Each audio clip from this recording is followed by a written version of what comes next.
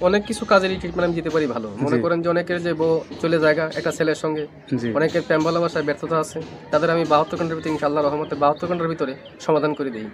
অনেকের জিনে ধরে ফেলাইছে, অনেকের জায়গা মিলে মামলা, অনেকের শত্রু বাড়িতে, অনেকের ভাই বোনে ভাইতাই মিল নাই, ঠিক আছে, সেগুলো আমি কাজ করে দিই। আমি কাজে বিশ্বাসী। সুপ্রিয় দর্শক, আসসালামু আলাইকুম। দেশ ও প্রবাসে যে যেখানে আছেন আপনাদের প্রত্যেককে শুভেচ্ছা জানিয়ে শুরু করছি আজকের প্রতিবেদন। আজ আমরা কথা বলবো কবিরাজ মইনুল ইসলাম সাহেবের সাথে। জানবো তার কি বিষয়ে কবিরাজি ট্রিটমেন্ট দিয়ে থাকেন এবং কি অবস্থায় চলছে তার কবিরাজি। চলুন কথা বলি তার সাথে। আসসালামু আলাইকুম ভাই। ওয়ালাইকুম আসসালাম। কেমন আছেন আপনি? হ্যাঁ, ভালো আছি ইনশাআল্লাহ, আপনাদের দোয়ায়। তা কি অবস্থা, কেমন চলতেছে আপনার? ভাই আমি তো মনে করেন অনেক রোগের কাজ করি, বুঝতে পারছেন, বিভিন্ন রোগের মনে করেন কবিরাজি কাজ করি, বাপ দামাল থেকে করি। আমার শিক্ষা জীবন হলো কামরুকামি, কাসামে, পানামে, মেঘালয়, অরুণাচল, মিজোরাম থেকে আমি শিক্ষা করে আইছি আন্দামান দ্বীপপুঞ্জে, ভারতবর্ষের। সেখানে আমি শিক্ষা করছি কড়ি চালান, হাড্ডি চালান, মানুষের বিভিন্ন রোগ উপকার করি, যেমন মানুষ বান মারে। আচ্ছা, এই যে আপনার রাতে যে দেখা যাচ্ছে কড়ি হাড্ডি, এটি আসলে এইগুলোর মাধ্যমে চালান দিয়ে ট্রিটমেন্ট দিয়ে থাকেন নাকি? আসলে আমার শিক্ষা জীবনে পাইছি, ঠিক আছে। এখন দিয়ে এরা হলো রাহুর হার। আচ্ছা আচ্ছা, হার দিয়ে আমি মানুষকে জিন সাধন করি। আচ্ছা আচ্ছা, বোতল জিন সাধন করে সাগরে নিক্ষেপ করি। আচ্ছা আচ্ছা, মানুষ বান মারে, নষ্ট করে, সেই রোগের কাজ করি আমি। এগুলো বোতলে ভরে মানুষ চালান করে দিই। আচ্ছা, নদীতে। কথা বুঝতে পারছেন? তবে অনেক করে দুষ্কর্মী করে ফেলা, জায়গা মিলে মামলা, ঠিক আছে, কেস মামলা করে, অনেকে ভালোবাসায় ব্যর্থতা, ঠিক আছে, মনে করেন যে অনেকে দুশ্মনী করে জায়গা জমি আটকিয়ে রাখে, সেগুলো আমি ছুটিয়ে দিই। আচ্ছা আচ্ছা, তা আপনি যে এই ট্রিটমেন্ট বা এই পেশাটা কতদিন হলো শিখছেন?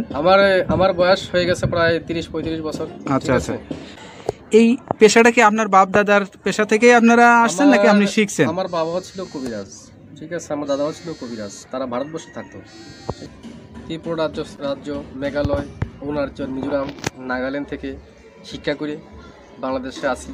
বাংলাদেশে আমাদের বাড়ি, ঠিক আছে। আপনার জন্মস্থান কি বাংলাদেশেই? আমার জন্মস্থান ভারতবর্ষে।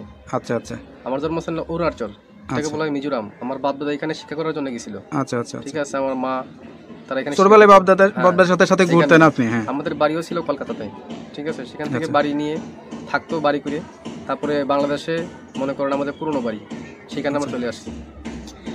তো এখন যে দেশে আছেন বা এই যে এখন যেখানে আছেন, এই ঠিকানাটা কোথায়? এটা হলো সাভার। এই যে ঠিকানায় যে আছেন আপনি, এই যে ট্রিটমেন্ট দিয়ে বউ বাচ্চা কাচ্চা নিয়ে, আপনার তো ফ্যামিলি আছে, তাদেরকে নিয়ে, সবাইকে নিয়ে ভালোই আছেন? ইনশাআল্লাহ ভালো আছে, ভালোই আছেন। তো এখন মানে যে রোগী আসে, সেটা কি ধরনের রোগী বেশি আসে আপনার কাছে? মনে করেন যে অনেকের মনে করেন যে বান মারি ফেলায় অনেকে। আচ্ছা আচ্ছা, অনেকে দুশ্মনী করে মনে করেন কেস মামলা, জায়গা জমি মামলা করে ফেলায়। অনেকের বউ জায়গা চলে একটা ছেলের সঙ্গে প্রেম ভালোবাসা করে। আচ্ছা, সেই কাজের জন্য আমি বেশি জড়িত। আমি মনে করেন যে আমি জিন সাধকের মাধ্যমে, আমি চালানোর মাধ্যমে কাজটা করি।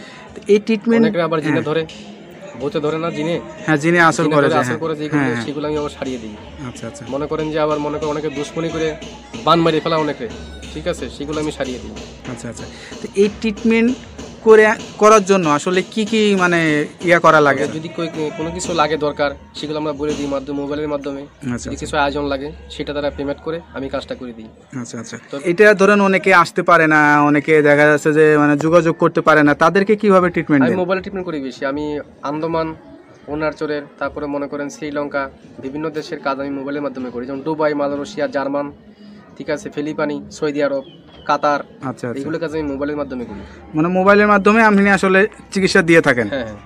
আচ্ছা, তো এইটার জন্য কি লাগে, কি ধরনের মানে লাগে? যার কাজের সেই সব যেমন আয়োজন লাগে, সেগুলো আমি দিয়ে করি। মনে করেন একটা কাজের একটা ধারা আছে। আচ্ছা আচ্ছা, একটা কাজের একটা ধারা, সেই ধারা অনুযায়ী কাজটা করতে হয় আমার।